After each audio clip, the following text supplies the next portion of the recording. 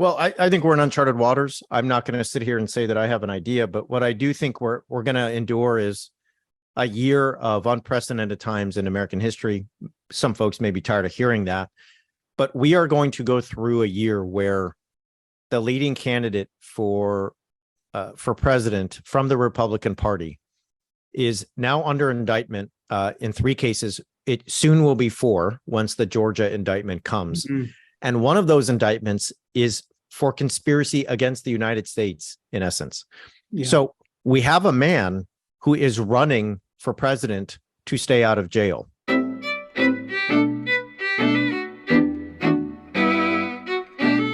Hi, this is Frank Schaeffer, and you are watching and/or listening to my podcast, In Conversation with Frank Schaeffer, a Facebook Live event first, and then it goes to YouTube and all the places the interweb goes, and podcasts go to die or whatever.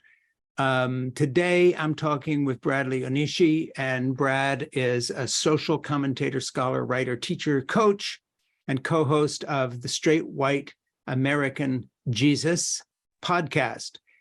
Brad is also the author of a newly released book, Preparing for War, The Extremist History of White Christian Nationalism and What Comes Next. And it's all about the road to January 6th and the insurrection, and it's so timely that I feel like my hair is on fire. So, Brad, welcome. Thank you for coming on here.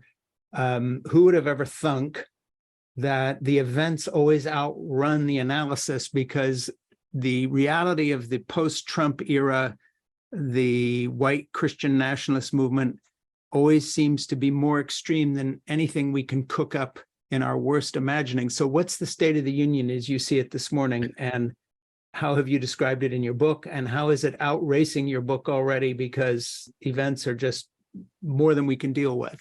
Yeah, Frank, thanks for having me, and thanks for a great question. I knew when I wrote the book, there was no way the book was going to keep pace with real life. And so I just had to accept that.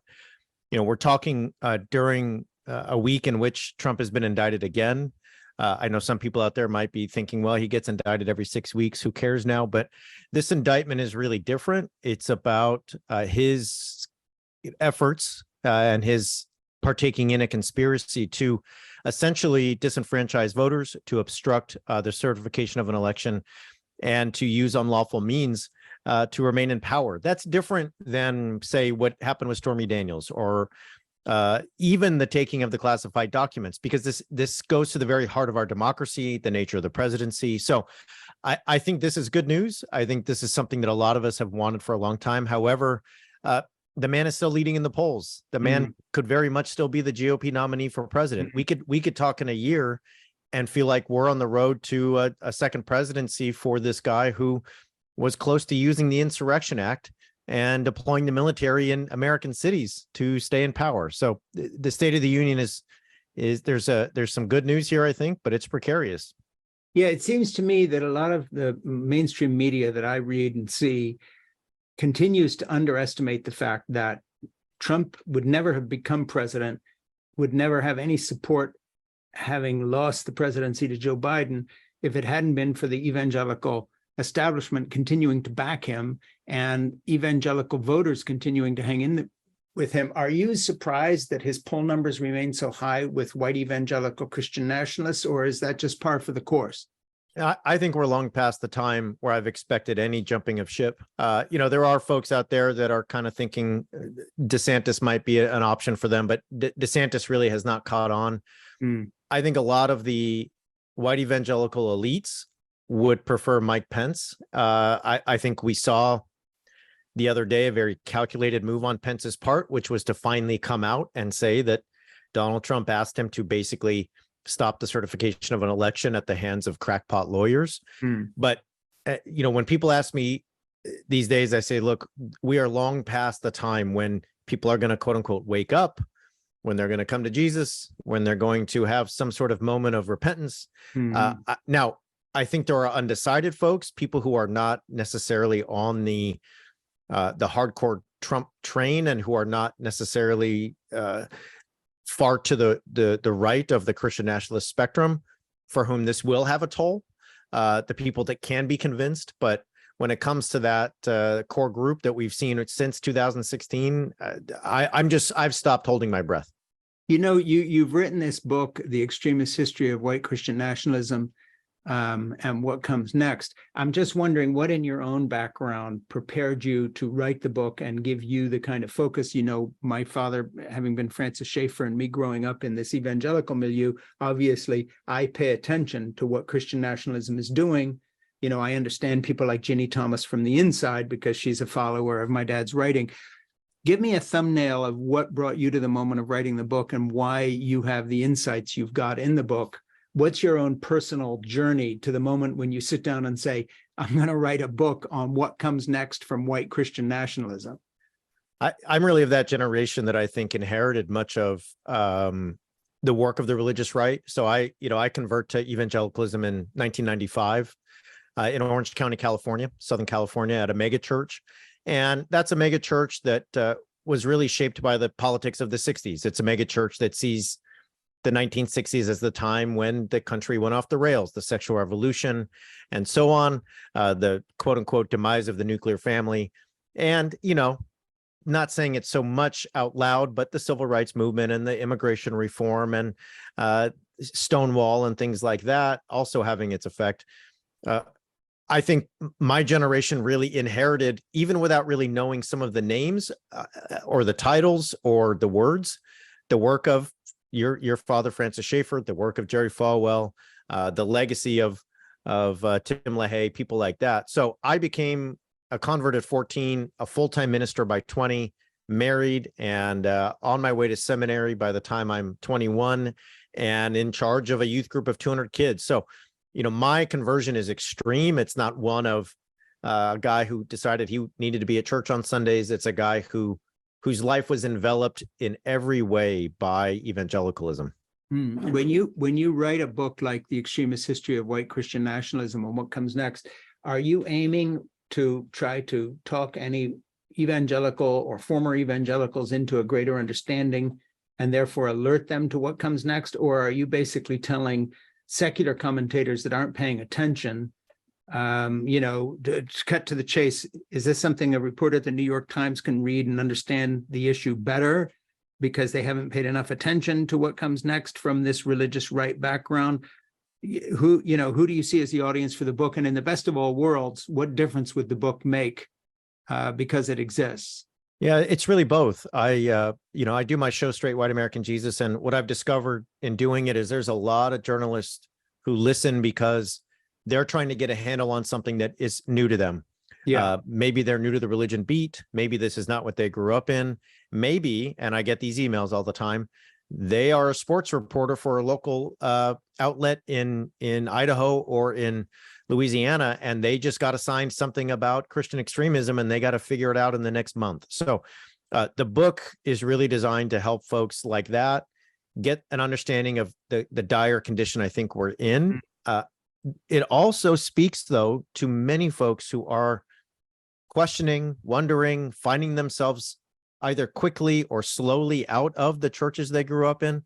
So I'll give you an example. I've had dozens of my former youth group kids, kids that are now in their 30s, write to me and say, hey, haven't talked in a long time, but I picked up your book and you helped me understand everything I grew up in. You helped me understand why my faith was shaped the way it was, why we believe these things about politics, why there's such an antipathy to Black Lives Matter or to, marriage equality. So it really helps people who grew up in this figure out the history of how they got to who they are. And it also helps those from the outside understand that there are people waging war on our democracy. And if we don't take it seriously, we're going to be in trouble.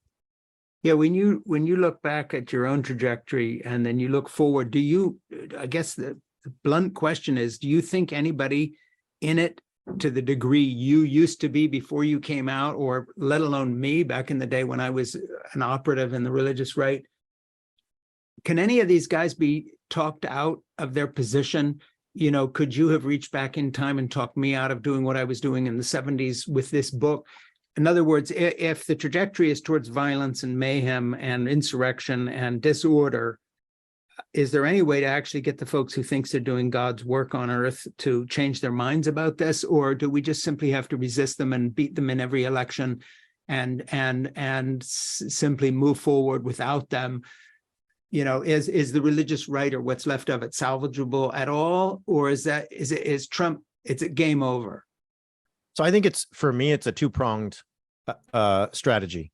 On a civic level, one of the reasons I wrote the book is that I want anyone who will listen, whether that is a evangelical disillusioned with the Trumpism of their church and their tradition, whether that is an American who's just waking up to these issues and has not been sort of aware of them in the past, whether that is the journalist or the politician or the researcher who's trying to get a handle on the religious right.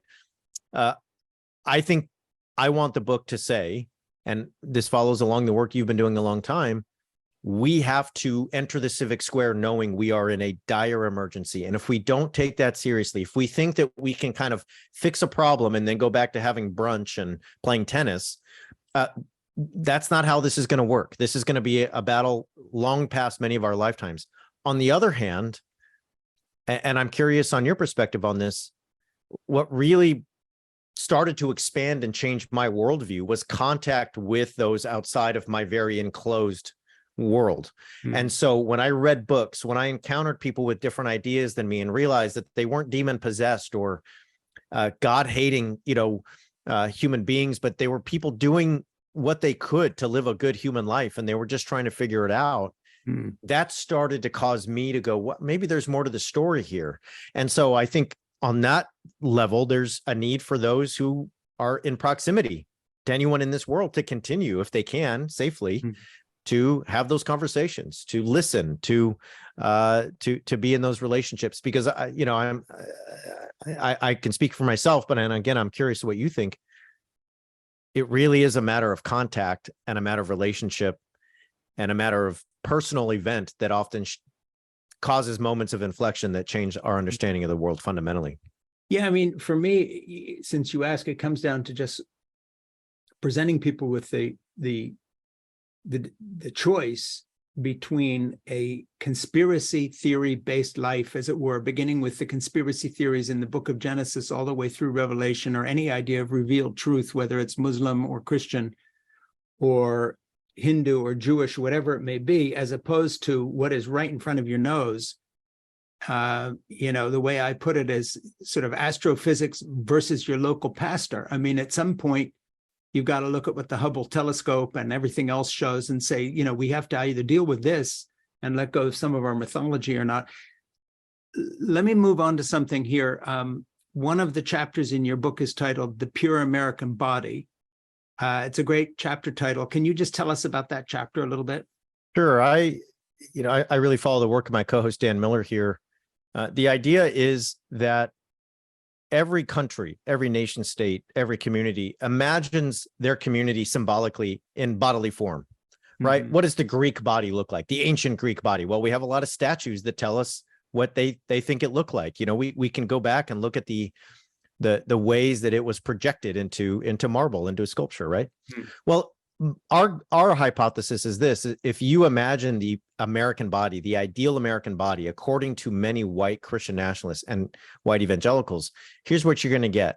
You're going to get a male patriarchal body, a straight person born in the United States as a natural citizen who speaks English as a first language, someone who is heterosexual and is very much in line with a nuclear family patriarchal sense of how the world works. In essence, you're going to get a straight white American male body. Now, what we argue is that a lot of the concerns and fears and paranoia of Christian nationalism is a concern that body is getting corrupted. So when they think of the civil rights movement, they start to think, this is going to lead to interracial marriage. It's going to lead to the American body maybe having a face that doesn't look Northern European, but mixed race or brown. We might get to, the horrors of a presidency in the 2000s where a mixed race Black man is the face of the country, where he is the executive the executive branch, the executive system, the executive function of our country. That is not the American body. That is not what the American body should look like. Yeah. Much less an American body where two men or two women are married or in a relationship or so on and so forth. Now, for me, what this extends to is something that I experienced in the 80s and 90s. Well, I experienced it in the 90s, but it goes back to the 80s, which is purity culture. Purity culture was this regime of sexual ethics that said, hey, wait till you get married to have sex. All right, well, that's kind of standard. Don't even think about sex until you get married. All right, well, that's getting a little more extreme. That's kind of hard to do if you're 16 or 18 years old. And also, men, you are the leaders of church, society, and household, but you're also these sexual savages who can't control yourselves. Women, you are submissive and docile. You should be the homemakers, and you should also be able to control these savage desires of men. Now, together, you will form the basis of society. Now, if you look back on that, and I can go into this and I could talk for hours about this, but I'll just sum it up like this. Purity culture was an attempt to shape teenage flesh into the image of the ideal American body. If we can get these teenagers to follow these sexual ethics, then we'll get the kinds of families and marriages and households that will lead to an America where we get the pure American body we want. And if you go back and read Dobson and some of those guys, they really aren't pretty suspicious of interracial marriage. They don't really want mixed race marriages so much. And so you start to get it. You start to get purity culture as a way to manufacture straight, white, American, Christian, native-born body. And that leads me to this conclusion. White Christian nationalism is the original purity culture. Yeah. Good point. I have a little note to interject here for people who are listening to this or watching it. You're going to want to read Brad's book. Obviously, the Pure American Body chapter is one of the chapters in it that you need to get into. But in terms of getting in touch with Brad and all the rest of it, Brad, we don't need to say how to do that because Ernie, Greg, my producer and manager, is going to put links to your book, to you, to anything you want people to know, that after the show, you'll be talking to him and saying what you want to have go up. So anybody listening to this, if you're saying, gee, how do I get in touch with Brad? How do we follow up on what he's doing? That's all going to be evident. So again, this is In Conversation with Frank Schaeffer. I am Frank Schaeffer. I am talking today with Bradley Onishi, and he is the author of, he is the podcaster of Straight White American Jesus. And he's the author of the Extremist History of White Christian Nationalism and What Comes Next. Let's just go to the what comes next part a little bit, Brad. I don't want to put you on the spot, but what comes next? Well, I think we're in uncharted waters. I'm not going to sit here and say that I have an idea, but what I do think we're going to endure is a year of unprecedented times in American history. Some folks may be tired of hearing that, but we are going to go through a year where the leading candidate for president from the Republican Party is now under indictment in 3 cases. It soon will be 4 once the Georgia indictment comes. And one of those indictments is for conspiracy against the United States, in essence. Yeah. So we have a man who is running for president to stay out of jail.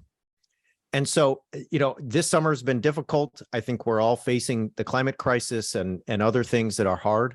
But I think politically, and I know this might sound callous, and I don't mean it that way, there's a chance we're in the eye of the storm because by this time next summer, we may be in a place where the next election is either someone who is running to stay out of jail and has already shown us that his intention is to use the presidency to completely reshape the American government, to get rid of the State Department, to use the Department of Justice as his personal weapon and armed forces, to totally reimagine the presidency in all of its what he calls autonomous or unitary executive function.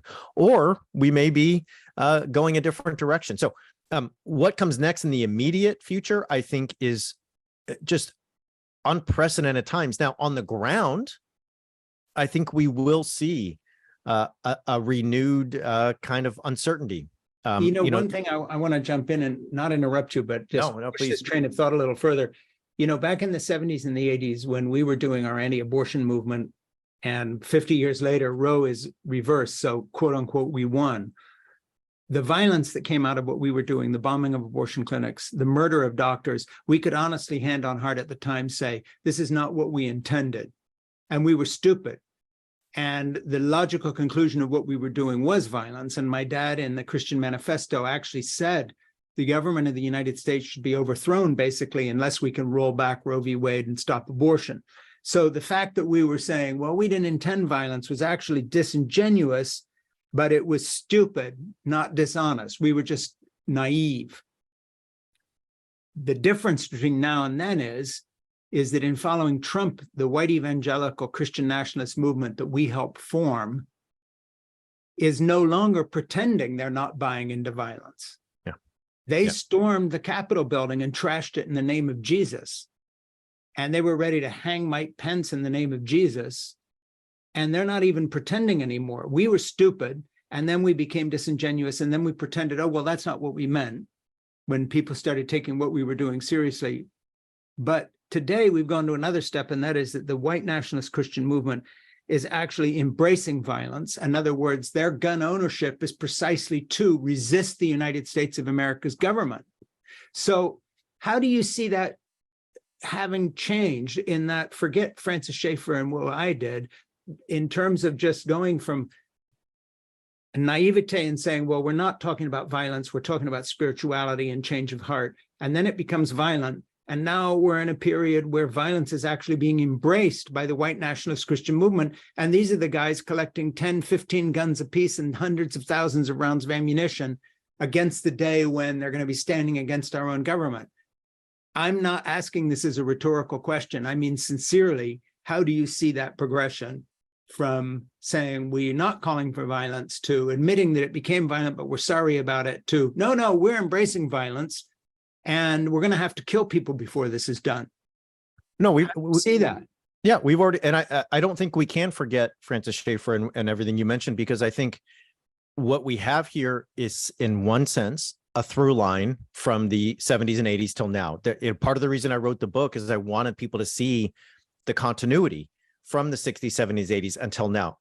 We also, though, have, in the Trump years, an acceleration that has really taken things, as you just said, from a place of kind of naive, we're not advocating for violence, we're just saying the government should be overthrown, blah, blah, blah, to we now have situations in Idaho where Patriot Front last summer showed up with 36 guys and was minutes away, seconds away from a slaughter at a Pride event. We now have people with AR-15s sitting outside drop boxes in Arizona on election day. We now have people with AR-15s showing up at brunch so gay people can't eat on a Sunday morning. We now have people saying, I'm going to take out the power grid of my town. There will be no electricity, and therefore you can't have drag queen story hour. We are seeing the little fires everywhere. So my question is, everything you just said about people who are taking this violent rhetoric, and also I'll just add one more thing, Frank, the rhetoric of spiritual warfare. I think the rhetoric of spiritual warfare is at a place now we haven't seen in a long time in American history, where people are really considering themselves as part of a war of good and evil, of God and Satan, of angels and demons, and they're in it. They're in the mix. I think the elevation of spiritual warfare by way of Pentecostal influence all the way into the mainstream of evangelicalism and other forms of American Christianity means that people are primed to think of themselves as part of a cosmic conflict, right? So they did storm the Capitol in Jesus' name. Yes. And what I've been saying for ever since then is that to them was not the end. It was the beginning. So my hope is that Trump is sentenced and that we see something like a deterrent for those who would go down this road. On the other hand, I got to tell you, if he is sentenced and they walk him to jail, I have no idea what happens in America on that day. I do not know. I'm not going to sit here and tell you I have an idea, but it scares me to think about what could happen along the lines of militias, the NRA, guns, spiritual warfare, and everything else we've seen over the last couple of years. Yeah, and I think what's happening now is that the people who have embraced violence now as part of a kind of a new nationalist white faith, with Trump spearheading that Trump could disappear tomorrow morning, but they're not going to. So once that is out of the box, that violence is not just an option, that somehow God is calling us with our AR-15 to open carry, to intimidate, to that line, when it is crossed, you know, from my point of view, will make the day and age of random school shootings look like a Sunday school picnic, because this will no longer be the lone wolf operating somewhere. You know, this is an evangelical Christian movement that is armed, angry, paranoid, delusional, and committed to conspiracy theories. Francis Schaeffer, my father, was not that person. And we could honestly say, you know, when in terms of the intent of the movies, How Should We Then Live, Whatever Happened to the Human Race? What we did, though, is lay the groundwork for this by saying we are a people apart. We are a holy people. We are calling other people to be like us. Now the table's reversed, and the evangelical community is saying we are a people apart. We are armed, and we are going to rise up and force, you know, what would amount to a theocracy if they won, on an unwilling group of people, in the same way that the Supreme Court, now run by 6 theocratic judges, has reversed Roe and a whole bunch of other stuff. Actually, a far bigger decision in terms of its import for the future is them ruling in favor of someone who owns a business who won't serve a gay person, saying, you know, everyone is equal here, except some people are more equal than others, you know, right out of Orwell, or Huxley, or one of these people. You know, I don't think that most of the people who are looking at this understand from the outside that these folks are serious, and they're not going to stop. I agree. And I think there's a couple of thoughts there. I think, you know, one of them is that, you know, as you say, you know, your father thought of Christians in some ways as a people set apart. And to me, what I inherited in the 90s was a countercultural Christianity, one that said, hey, we're the minority. The world thinks we're crazy, but we're going to be radical for Jesus. Okay. Yeah. I think 25 years later, the thought is not we're going to be countercultural, but the thought is we are going to dominate and conquer culture, whatever that takes. Yeah. And if, you know what I mean, it's a will to power, us against them. So we don't want to be countercultural, edgy. We're on the outside and they don't get us, but we kind of like it that way. You know, that was kind of part of the Christianity I was converted to. These days it is dominion, domination, and power and control. And so, you know, I agree with you. You know, I think if I go back to my body metaphor, the way that I would put it to folks is, look, we're in the summertime. You know how irritated you get when you're hot, you know, it's 100 degrees and you know, you just get irritated so easy. And then when you're hungry, all right, so you're hungry and you're hot, and it's like, oh man, you're in a bad mood, and then you got flies all around you, and you're just right. This is how the white Christian nationalist thinks about America right now. What they think is, when I see gay people in Target, it feels like it's 100 degrees and I'm just irritated. And then when I see, right, you know, people talking about trans folks, you know, just being part of everyday life, it's like, oh, I can't get my body to relax. I'm so just, and then you add on, right, the fact that, you know, we have an electorate that says, no, we don't want Donald Trump. We want Joe Biden and his vice president, Kamala Harris, who happens to be mixed race and has a marriage that's, you know, interfaith, on and on and on and on. I could go on. You're going to be majority minority country in about 2 decades, right? I mean, I can go on. And what happens is that white Christian nationalist body is so irritated all the time that in the public square, it's just ready to lash out, right? What is it like to be gay and walk down a small town, a main street in America today? What is it like to venture out of the house if you're trans? What is it like? You know, if, I'm Asian American. I had to, during the pandemic, the amount of people in my community who walked down the street and just heard over and over, go back to China, right? We just live in this world where they feel like they are irritated all the time and they're ready to lash out. Doesn't matter where. Going back to something you said before, Ernie, my producer, sent me this in the notes in capitals, and he said, say that again. And the words he wanted you to say again was, that was not the end of it. It was the beginning. And of course, that segues well to a chapter of yours in your book, Those with Eyes to See. Let's close out by you telling me what's in that chapter. Well, I just think that there's a way that if you see the history, I mean, and the history that you've lived, you can see a progression that led us to January 6th, right? That there was a rhetoric in the 70s and 80s that really got quite radical around issues like abortion. And by the time we get to 2015, we see a shrinking white Christian nationalist demographic starting to lash out as a scared, animal that feels like it has less and less power, right? Yeah. So we see that. And then we see the horrors of the Trump presidency that I don't think any of us could have ever imagined how bad it got. Since then, okay, he lost the presidency going on 3 years ago, and yet we're still trying to find a way to adjudicate January 6th and that whole attack on free and fair elections and the peaceful transfer of power now. We may not get there until we may not get there by the time the election happens in 2024. Yeah.